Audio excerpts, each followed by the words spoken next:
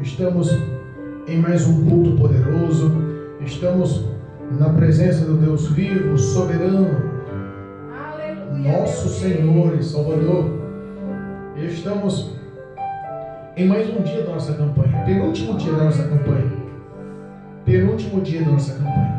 Estamos na igreja de Sardes, estamos na campanha das 7 cartas do Apocalipse, ao qual revelada por Deus ao seu discípulo, ao seu seguidor, ao seu apóstolo João, mesmo estando em uma ilha prisional, chamada Ilha de Patmos, foi o Senhor Jesus e o arrebatou em espírito, lhe mostrou tudo quanto lhe seria falado e mostrado para que ele escrevesse e direcionasse cartas a essas 7 cidades, comprovando assim os 7 tempos ou os 7 períodos da igreja cristã, da igreja evangélica, da igreja de Cristo, do corpo de Cristo sobre a face da terra.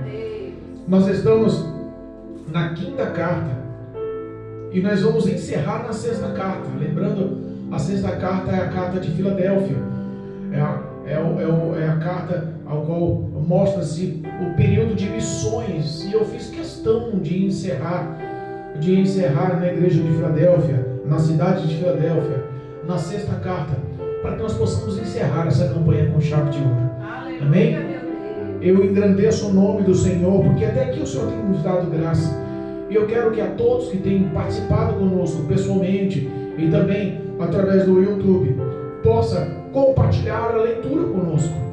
Se você tiver a ocasião, onde você esteja agora, compartilhe com a gente Apocalipse, capítulo 3, versículo 1 em diante. Apocalipse, capítulo 3, versículo 1 em diante.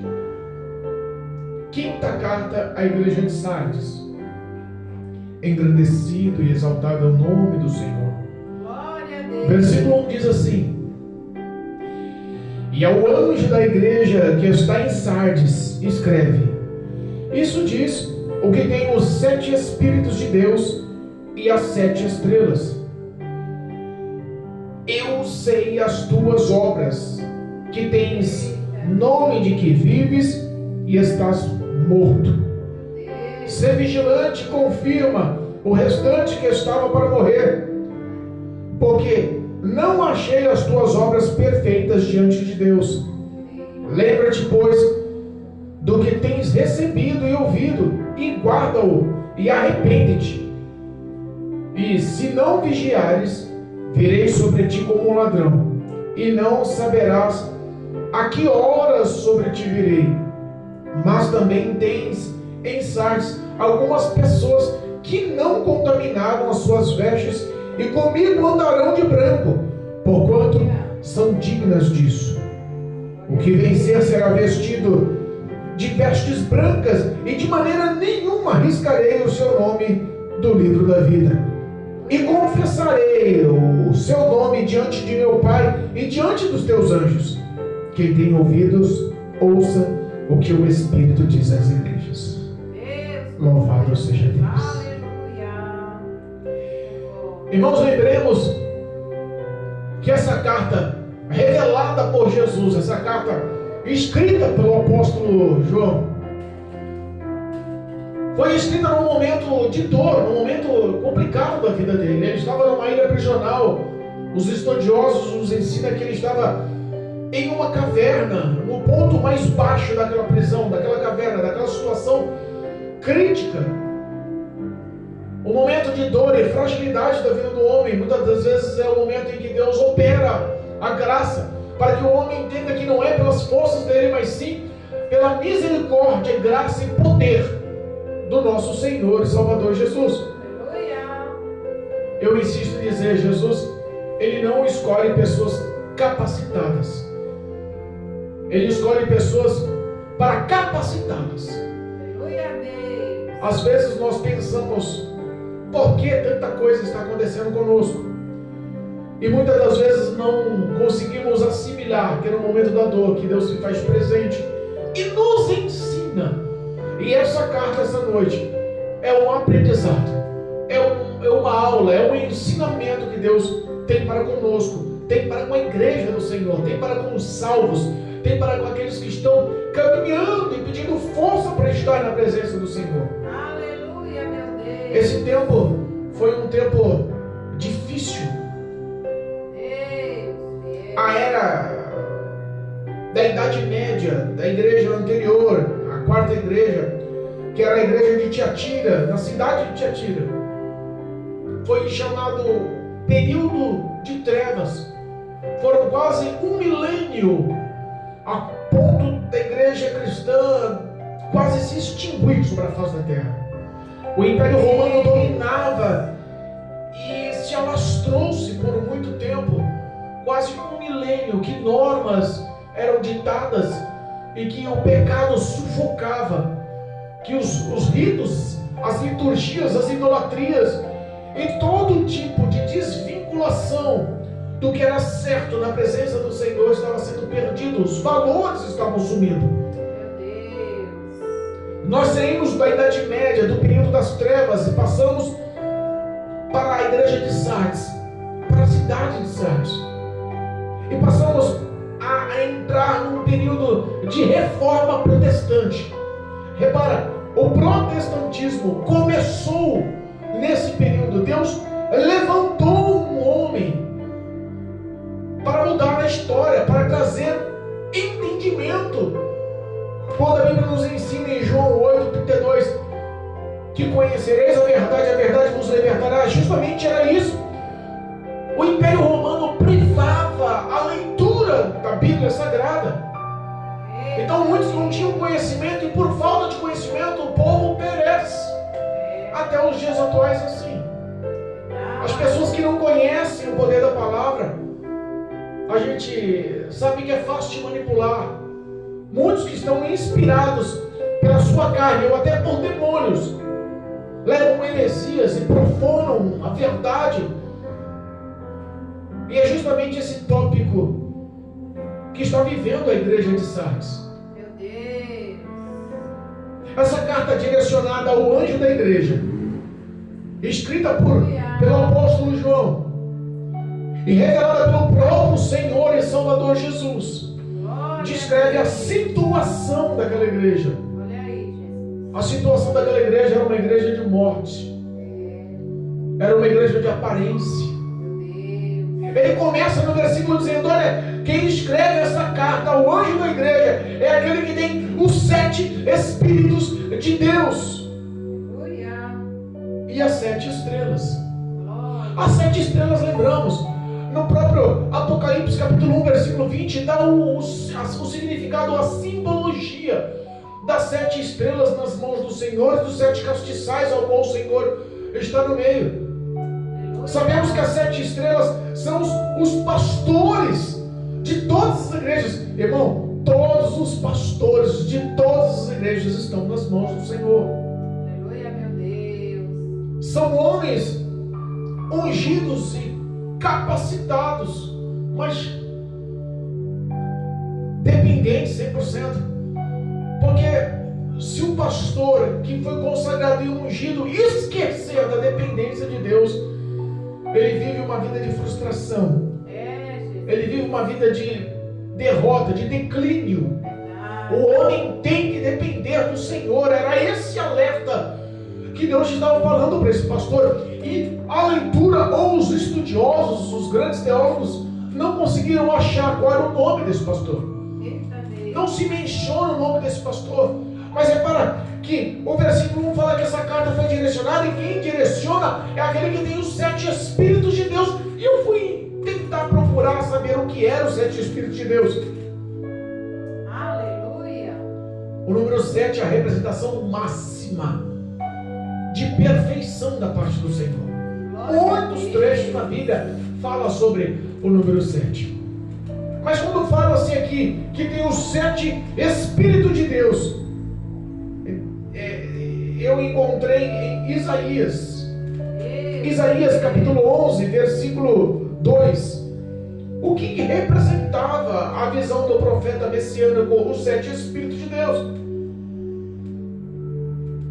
Diz Isaías capítulo 11, versículo 2: e repousará sobre ele o Espírito do Senhor, o Espírito de sabedoria, o espírito de inteligência, o espírito de conselho e de fortaleza, o espírito de conhecimento e o espírito de temor ao Senhor. É para que o homem que está na presença do Senhor como líder, representando na igreja como exemplo de vida, e o cristão que anda na presença do Senhor, na igreja do Senhor, ele tem que ter os 7 Espíritos de Deus. Ele tem que procurar o que é realmente ter os 7 Espíritos de Deus. O homem tem que ter a presença do Espírito Santo na vida. Ele tem que pedir sabedoria. A Bíblia fala que aquele que não tem, peça. Salomão pediu, lembra que Salomão pediu? E Deus deu sabedoria a Salomão. Peça sabedoria, como tem um espírito exclusivo da sabedoria, tem um espírito de inteligência. Salomão era sábio, Adão era inteligente. Aleluia. Não houve homem mais inteligente do que Adão. Entendia de tudo. Para dar nome a plantas e animais, não pode ser uma pessoa que não seja dotada do espírito de inteligência. E ao mesmo tempo, o espírito de sabedoria foi dado a Salomão. Tinha o poder do discernimento. Deus abriu o entendimento e a visão espiritual daquele homem. Aleluia. Deu também um espírito de conselho. Todo pastor, ele tem que saber aconselhar, direcionar.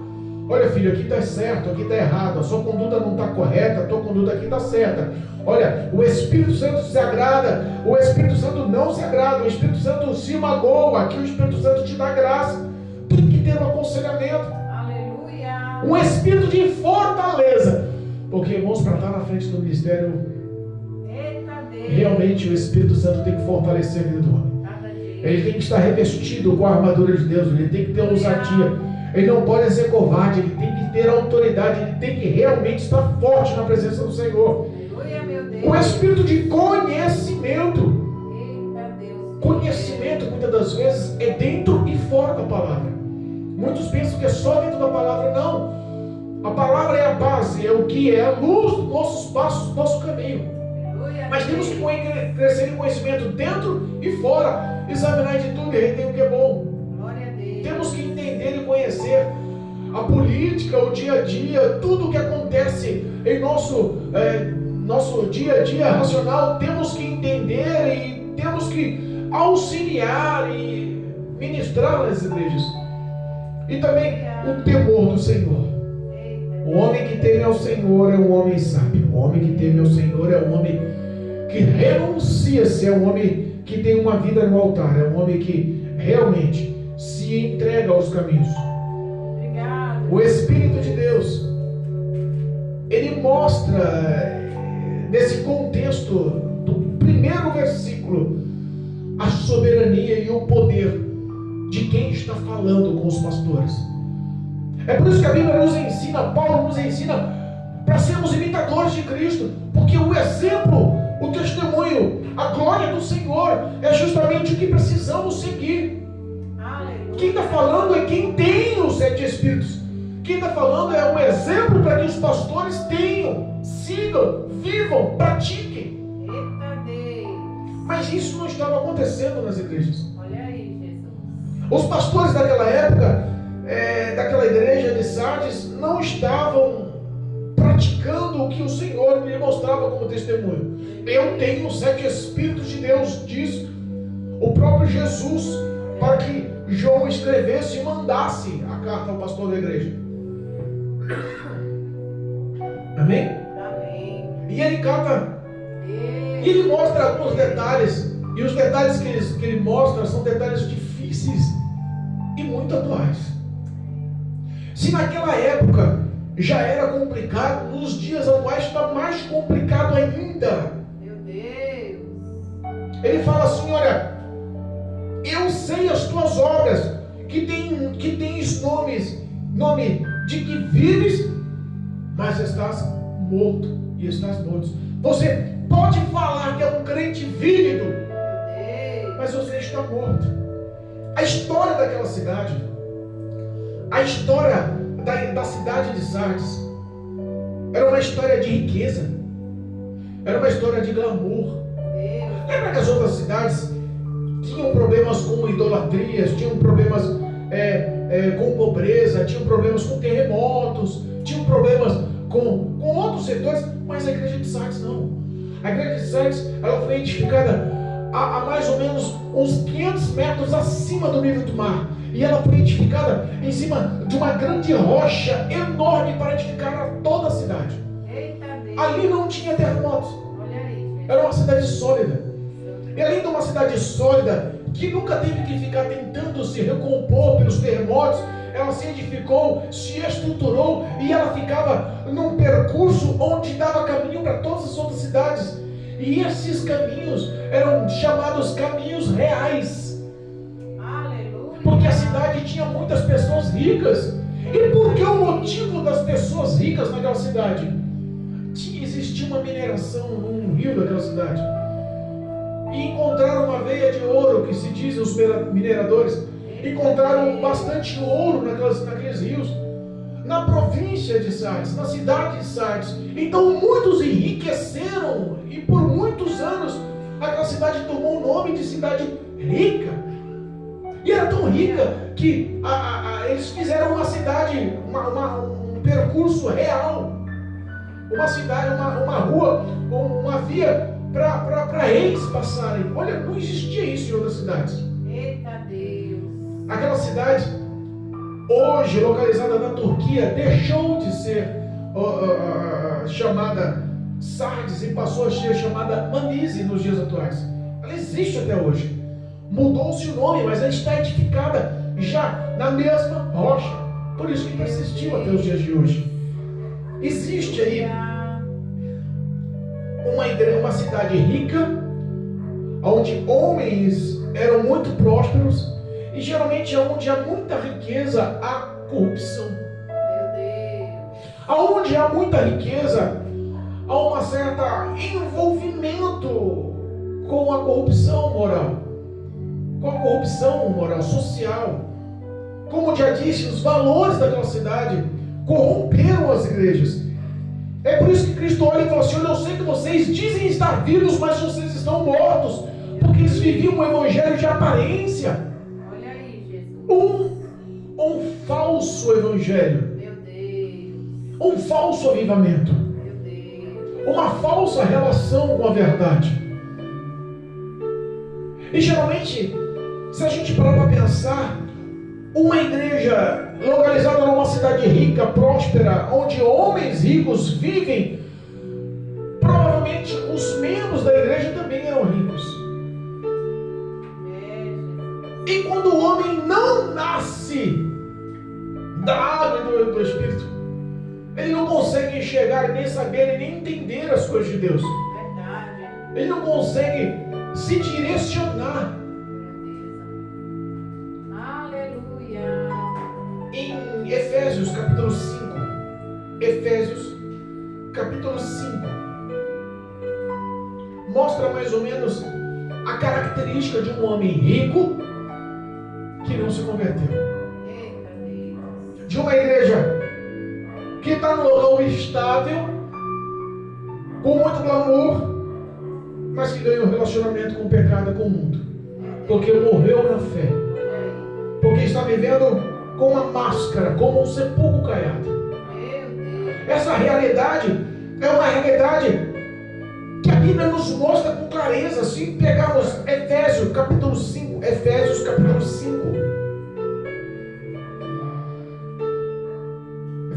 5. Efésios capítulo 5, versículo 5 diz assim: porque bem sabeis isto, que nenhum fornicador, ou impuro, ou avarento, o qual é idólatra, tem herança no reino de Cristo e de Deus. Ninguém vos engane com palavras vãs, porque por essas coisas vem a ira de Deus sobre os filhos da desobediência. Portanto, não sejais companheiros, porque no outro tempo erais trevas, mas agora sois luz no Senhor. Então andai como filhos da luz. O homem que não rompeu com a avareza, com o dinheiro, com o senhor do dinheiro. Uma entidade demoníaca por nome Mamon. Foi a única vez que Jesus mencionou um outro senhor além dele. Mamon, o dinheiro. Olha aí. O senhor do dinheiro, da avareza, da ganância. Ele está falando que, repara aqui, o versículo 5 descreve a personalidade de um homem rico que não se converteu. Um homem rico que não é convertido e está dentro da igreja, pode ter certeza que a primeira coisa que ele é fornicador. Não tem temor. Ele não quer saber de valores. Ele intitula-se poderoso para conquistar e obter qualquer coisa aos olhos e ao seu alcance. O dinheiro na mente dele lhe dá esse poder.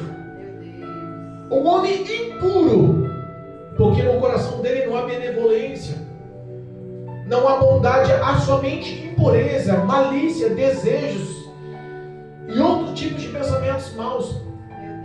Um homem avarento, é muito mais fácil você conquistar de um pobre uma bênção que lhe apraz do que de um rico. Era a realidade da igreja de Sardes, era a realidade da igreja de muitos nos dias de hoje. Deus Todo-Poderoso. O qual é idólatra, geralmente idolatra o dinheiro. Geralmente idolatra o dinheiro. Não, repara, o qual é idólatra.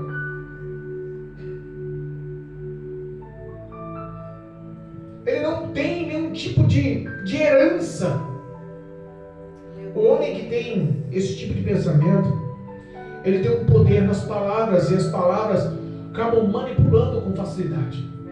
Você já viu alguns pregadores e alguns pastores dizendo: não, os homens no passado não foram ricos, eu também quero ser rico. Deus aprovou a riqueza, então eu vou ser rico. Abraão foi rico, Isaac foi rico, Jacó foi rico, Salomão foi rico, Davi foi rico, eu também quero ser rico. Mas a Bíblia fala que o coração do homem é pobre, enganoso, tolo. Esse mal não tem limitações, não tem domínio. É por isso que Deus está olhando o íntimo do coração daqueles que estão na igreja de Sardes e está falando: olha, precisa de mudança. Eita Deus. A descrição dos que vivem esse tipo de situação mostram que as ações não são ações aprovadas pelo próprio Deus. E Jesus descreve aqui: olha, ser vigilante e confirma o restante que estava para morrer. Todos estavam destinados a viver a prática desses valores. A prática do pecado, da idolatria, da fornicação, da impureza, da avareza, da idolatria. A prática de tudo que era induzido à mente no dia a dia daquela cidade. Já viu falar? Pessoas dizem para você: se você não for próspero, você não está bem com Deus. Essa foi a acusação que os 3 amigos de Jó falaram para ele. Você era um homem rico, próspero, abundante. Aconteceu uma coisa, pecou contra Deus. Ai, abre o coração aí, solta o verbo aí, fala pra gente o que você fez. Quem sabe nós possamos interceder ao Senhor e Ele lhe perdoa. Porque o teu pecado fez você se tornar pobre, fez você perder tudo. É a simbologia de uma pessoa que não tem conhecimento. Não tem conhecimento. E Cristo está falando assim: olha, repara, alerta, confirma para o restante que estavam para morrer, porque eles têm o direito do arrependimento. Eu estou aqui para dar a oportunidade, porque as suas obras não são boas. O versículo 3 lembra assim, ó: lembra-te, pois, do que tens recebido e ouvido, guarda e arrepende-te. O que nós temos recebido e ouvido? Papai. Olha aí. O próprio livro de Efésios, capítulo 2, nos lembra o que éramos e o que Cristo fez por nós. Aleluia. Por sua muito riquíssima graça e amor, Glória a Deus. nos salvou. Mesmo ainda estando nós mortos, Ele nos vivificou. Glória a Deus. Lembra do sacrifício que Jesus fez? Lembra da ação de graça? O homem, quando perde a presença do Senhor, ele cerca. E o Senhor está falando, lembra, abre o entendimento, abre a sua visão espiritual, recorda de tudo que eu já te falei, de tudo que a palavra já te falou, de tudo que o teu Espírito Santo já te guiou, de todas essas ações que desagradaram e também agradaram ao Senhor. Escolhe o caminho do bem, o caminho correto, pratica essa verdade. Eu vou lhe dar o tempo do arrependimento, lembra? Lembra, guarda essas palavras. Salmistas dizem, Senhor, eu guardei no meu coração os teus mandamentos, porque eu não quero, eu não vou, eu não posso pecar contra o Senhor. Todo homem e mulher que consegue guardar as palavras do Senhor e se arrepender do pecado, alcança a graça e a misericórdia. E, irmãos, a graça vem. E é só através da graça que o homem é salvo. Está falando, guarda tudo que já te falaram, tudo que você já ouviu, todos os benefícios que o Senhor já fez na sua vida. Arrepende dos seus maus caminhos, se converta para os que é certo. Porque senão eu venho em breve, venho como um ladrão. Qual é a ação de um ladrão? O propósito do ladrão. O propósito do ladrão é catar você de surpresa. E engraçado que a Bíblia fala que Satanás veio para matar, roubar e destruir. E isso é o feito de um ladrão. E a Bíblia está falando aqui que Jesus vem como um ladrão também. Repara que ele fez uma simbologia. Breve verei sobre ti. Como um ladrão. Na surpresa. Sem você esperar. Sem que você saiba a hora. Sem que você calcule, sem que você imagine.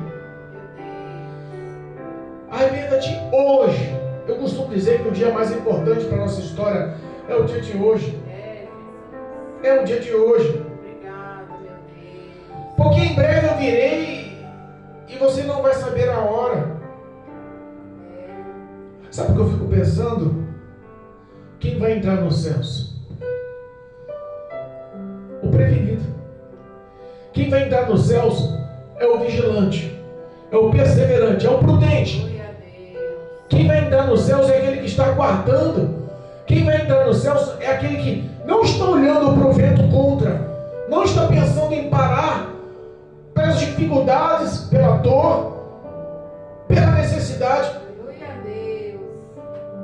mas aquele que prudentemente tem uma vida restrita de intimidade com o Senhor.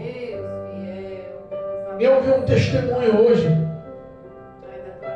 de um homem que passou a vida inteira em maus caminhos. Mas um dia ele parou em cima de uma cadeira de roda. E ele passou um início, a aurora, o início da manhã, o alvorecer da manhã, num parque, numa cadeira de roda. E ele veio com dificuldade, encostou naquele parque, parou, e um homem vinha passando para ir trabalhar. Ele para e vê aquele senhor sozinho naquele parque, naquele gramado, olhando o horizonte, o nascer do sol. E ele vê aquele senhor com dificuldades físicas, em cima da cadeira de roda, com as mãos atrofiadas e com os braços cruzados, sozinho, olhando o pôr do sol e rindo sozinho, alegre. E aquele homem viu a alegria daquele homem em cima da cadeira de roda. Ao nascer do dia, ele encosta e fala: mas está tudo bem com o Senhor? O que o Senhor está fazendo uma hora dessa, sozinho? Está frio. O Senhor não está acompanhado com alguém? O Senhor precisa de ajuda? Ele falou assim: não. Eu sou da região. Eu estou aqui só para ver mais uma vez a grandeza de Deus. Está vendo aquele nascer do sol? O rapaz olhou para o pôr do sol e falou assim: sim, bonito. Ele, pois bem, eu nasci de novo para o Senhor. O que você vê hoje aqui, um homem em cima de uma cadeira de roda, foi o resultado do amor de Deus. Bebia muito, passei a vida envolvida com droga, com brigas. O álcool fazia parte da minha vida e um dia nenhum acidente, em uma queda bêbado de um bar. Quebrei a 22ª e 23ª vértebra da minha coluna vertebral. Atrofiou-se os músculos e perdi o direito de andar. Olha aí. Mas quando eu tive o primeiro prazer de ser alcançado pelo Evangelho, o primeiro versículo que me converteu foi quando as Escrituras falavam que Deus, Ele abre a ferida e também Ele fecha. Eita, papai. Ele tira a vida e também Ele levanta da sepultura. Eu estava vivo, mas estava morto. Meu Deus. E Ele me levantou da sepultura. E hoje eu agradeço ao Senhor por não mais conseguir brigar. Agradeço ao Senhor por não mais frequentar os bares. Agradeço ao Senhor por não mais consumir as drogas. Deus, filho. Porque Cristo me alcançou e mesmo eu estando com as mãos atrofiadas, com os braços atrofiados, em cima de uma cadeira de roda, eu consigo enxergar a grandeza do amor de Deus a cada amanhecer na minha vida. Porque os prazeres da minha vida resumiram em morte da minha vida.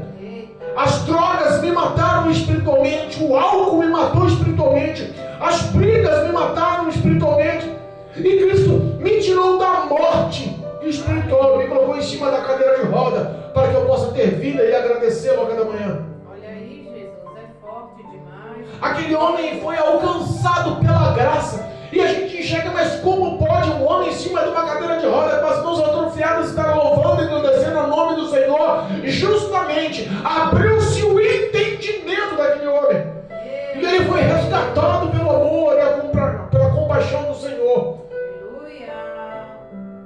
Quem dera muitos que estivessem ouvindo essa mensagem pudessem ser alcançados dessa forma pelo Senhor.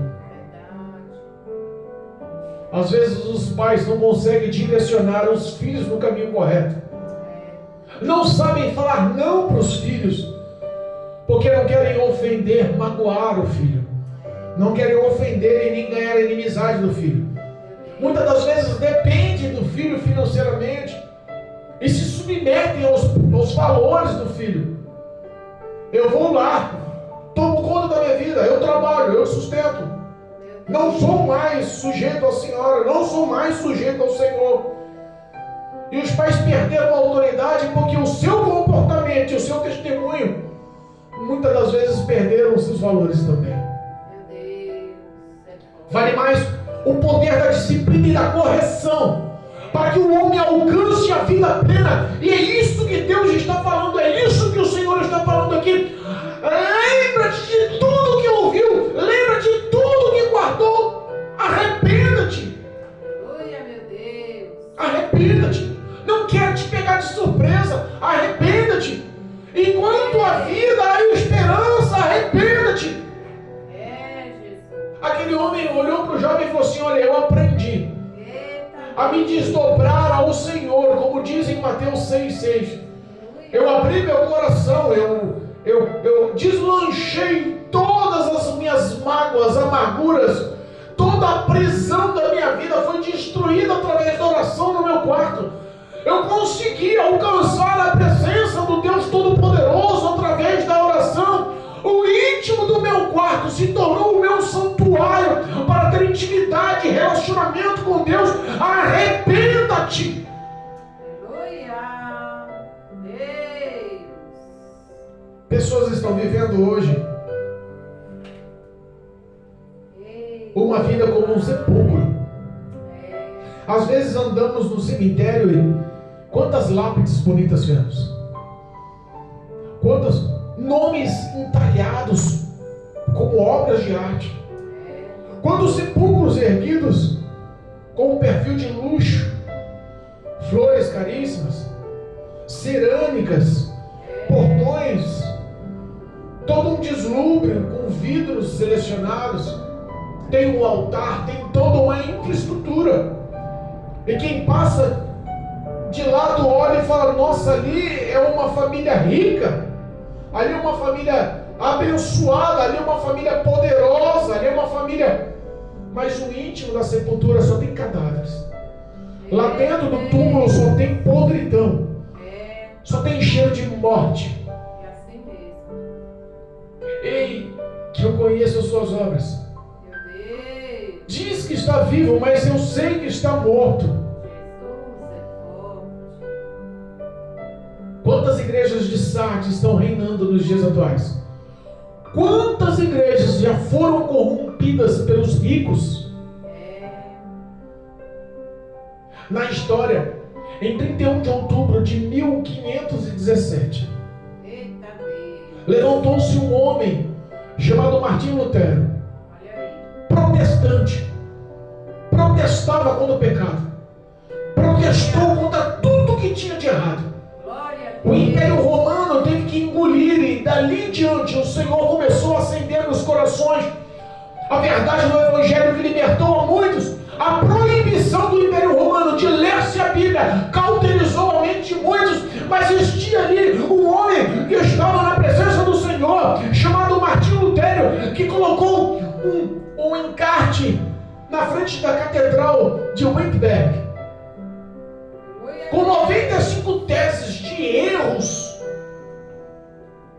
da Igreja Romana. Começou ali uma era, e essa era ali começou a gerar um avivamento espiritual. 95 teses foram colocadas na frente daquela catedral. Martinho Lutero, não só ele, mas muitos outros nomes se tornaram grandes avivalistas e grandes missionários e grandes evangelistas que anunciaram o poder libertador da palavra, e muitos que viviam a prática ou o evangelho que estava quase extinto, muitos que já não tinham mais fé em nada, morreu-se a prática das boas obras, foram reedificados. O evangelho pode ser vivo na sua vida. O evangelho pode ser vivo na tua história.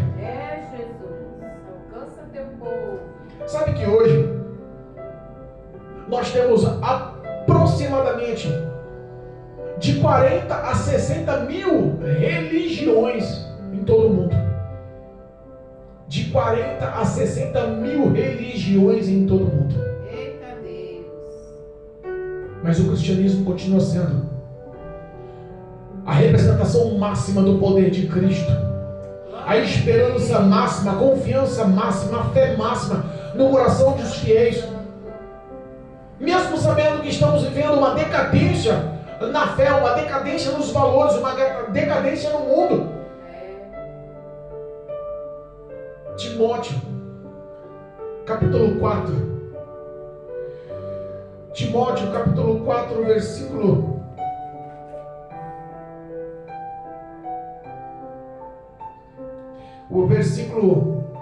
1. Mas o Espírito expressamente diz que nos últimos tempos apostatarão alguns da fé, dando ouvido a espíritos enganadores e a doutrinas de demônios, pela hipocrisia de homens que falam mentiras, tendo cauterizado a sua própria consciência. Sabe que a igreja de Sardes veio de lá para cá contaminando com as mesmas ações dos dias de hoje? Valores que no dinheiro eu posso mais, valores que no dinheiro ninguém pode me repreender, valores que no dinheiro eu posso viver uma vida impura, isolado da santidade, porque eu posso fazer o que quero, porque o pastor nunca vai me colocar de banco, porque o meu é o maior dízimo. É eu que banco as festividades. É eu que comprei os equipamentos. A minha palavra no conselho, ela é a mais forte. Os grandes que estão vivendo a avareza, a idolatria ao dinheiro, dão ordem aos pequenos. Grandes líderes de grandes ministérios estão pregando da seguinte forma.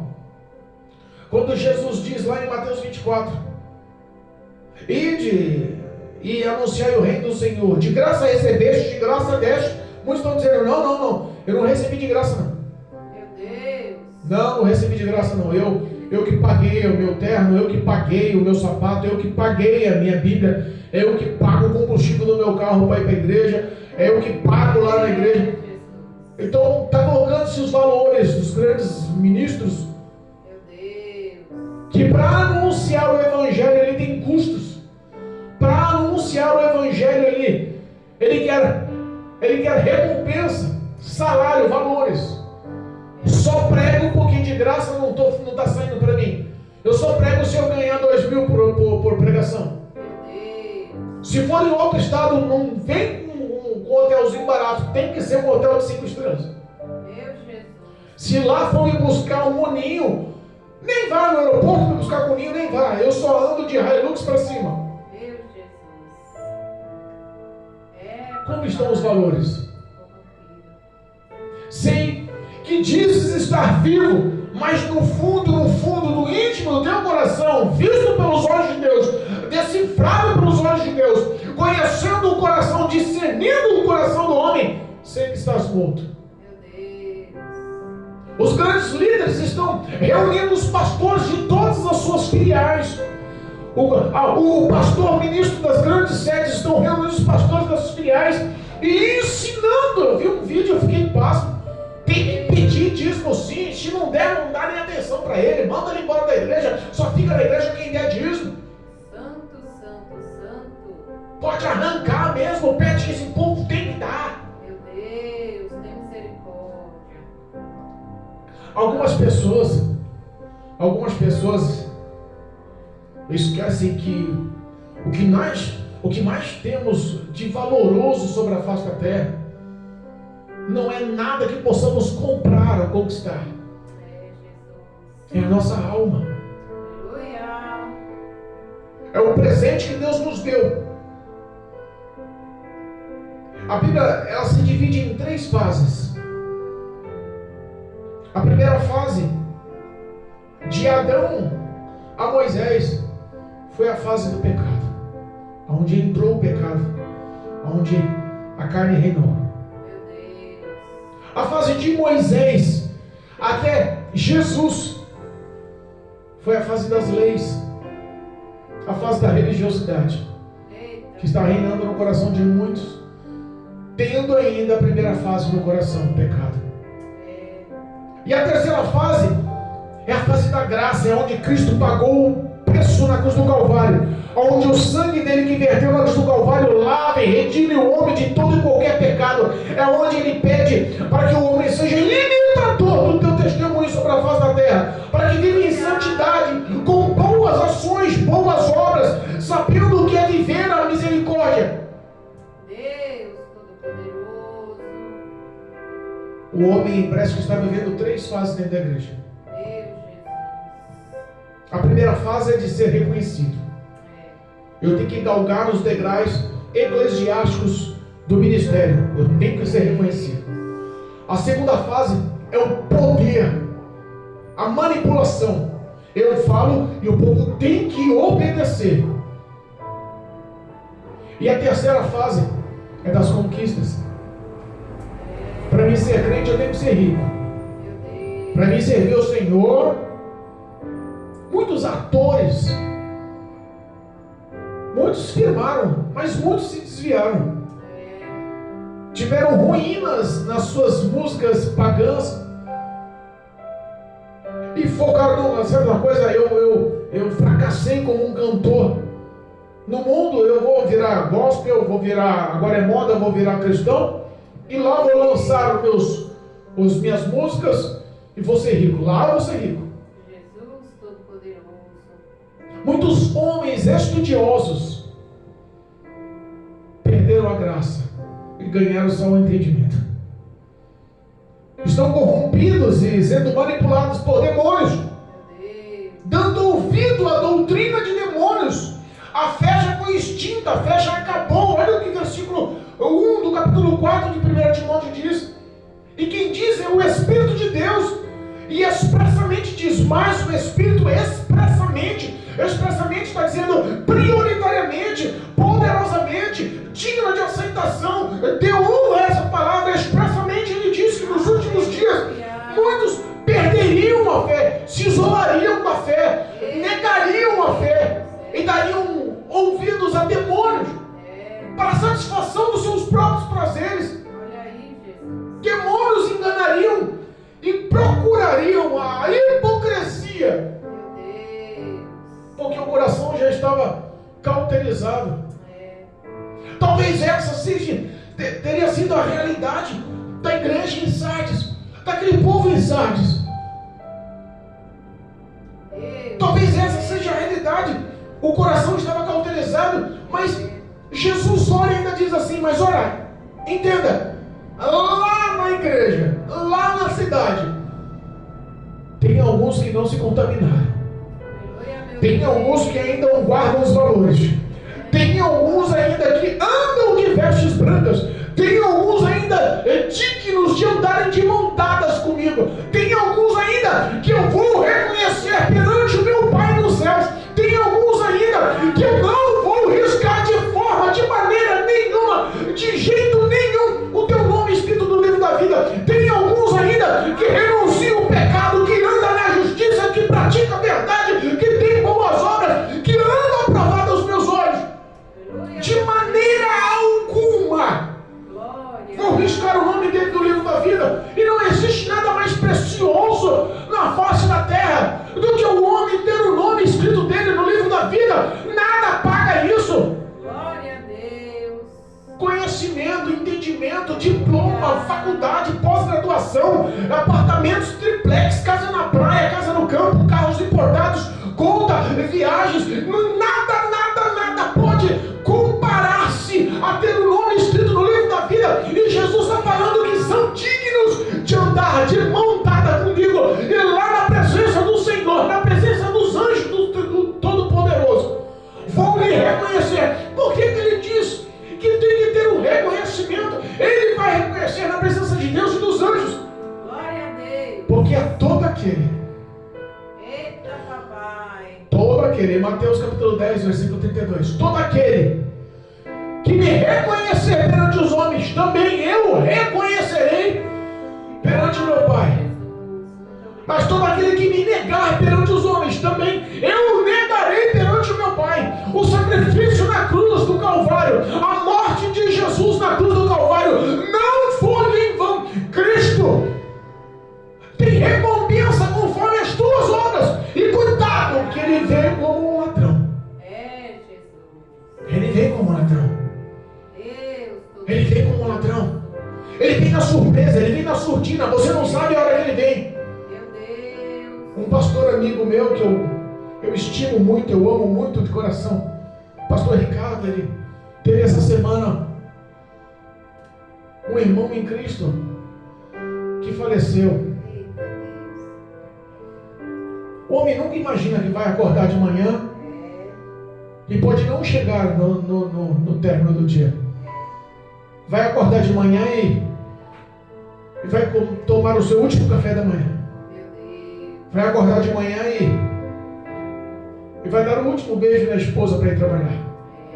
Vai acordar de manhã e vai cumprimentar pelas últimas vezes os amigos no trabalho. Meu Deus. A morte pode chegar a qualquer momento. E o fato que na fé de muitos já sumiu é o arrebatamento. É fato, o arrebatamento pode acontecer a qualquer momento. Verdade, meu Deus. O arrebatamento de Cristo. Jesus virá novamente arrebatar a noiva do Cordeiro, arrebatar a igreja santa do Senhor. Jesus virá a qualquer momento. Os sinais já se mostram. Os céus podem se abrir do Oriente ao Ocidente a qualquer momento.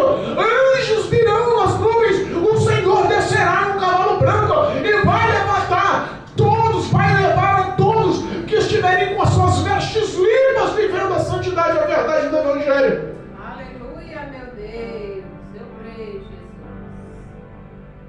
Breve virei, e não sabes o dia e nem a hora. Como um ladrão, vou te pegar de surpresa. Arrependa-te, lembra de tudo que ouviu, guarda no teu coração, arrepende dos pecados, pratica a verdade desse Evangelho. A minha graça te basta.